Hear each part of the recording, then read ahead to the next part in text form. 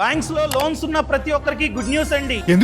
ఎందుకంటే ఈ రోజు నుంచి మీ లోన్ ఈఎంఐ తగ్గడానికి ఛాన్స్ ఉంది. దానికి కారణం ఈ రోజు ఆర్బీఐ రెపో రేట్ ని 25 బేసిస్ పాయింట్స్ కి తగ్గించింది. 25 బేసిస్ పాయింట్స్ అంటే 0.25% రెపో రేటు తగ్గింది. ఇన్ని రోజులు రెపో రేటు 5.5% ఉండేది, అది కాస్త 5.25% కి తగ్గిందనమాట. సో రెపో రేటు 0.25% తగ్గడం వల్ల మీ లోన్ వడ్డీ కూడా 0.25% తగ్గుతుంది.